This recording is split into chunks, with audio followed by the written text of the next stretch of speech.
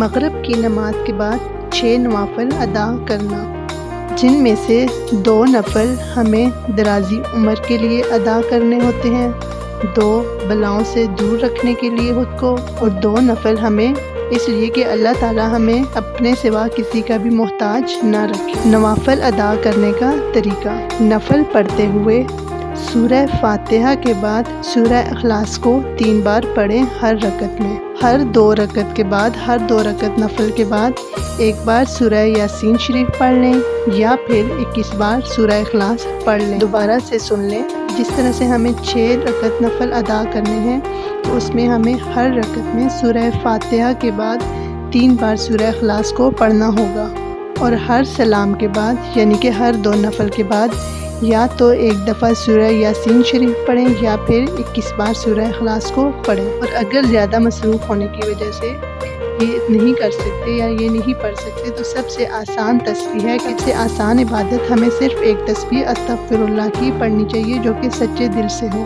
کہ یہ رات، اس رات کی فضیلت یہ ہے کہ یہ بخشش کی رات ہے، اس لیے ہماری ہر عبادت ضرور قبول ہوگی اور ہماری توبہ کو سنا جائے گا، ہماری توبہ کو قبول کیا جائے گا۔ لہٰذا یہ موقع ہاتھ سے نہیں جانے دینا چاہیے۔ ہمیں اس رات میں اللہ تعالیٰ کی دی ہوئی نعمتوں کا شکر ادا کر کے اپنے گناہوں کی بخشش کروانی چاہیے۔ ہمیں اللہ تعالیٰ کی عبادت کرنی چاہیے، تنہائی میں، خلوت میں گڑ گڑا کر اللہ تعالیٰ سے اپنے گناہوں کی معافی مانگنی چاہیے۔ اور اللہ تعالیٰ غفور الرحیم ہے، اللہ تعالیٰ معاف کرنے والا ہے، اللہ تعالیٰ ہم سب کو ضرور معاف کرے گا۔ میری دعا ہے کہ اللہ تعالیٰ ہم سب پر اپنا فضل فرمائے، ہم پہ اپنا کرم فرمائے اور ہمیں گناہوں سے بچنے کی توفیق عطا فرمائے اور ہمیں سیدھے راستے پہ چلنے کی توفیق عطا فرمائے۔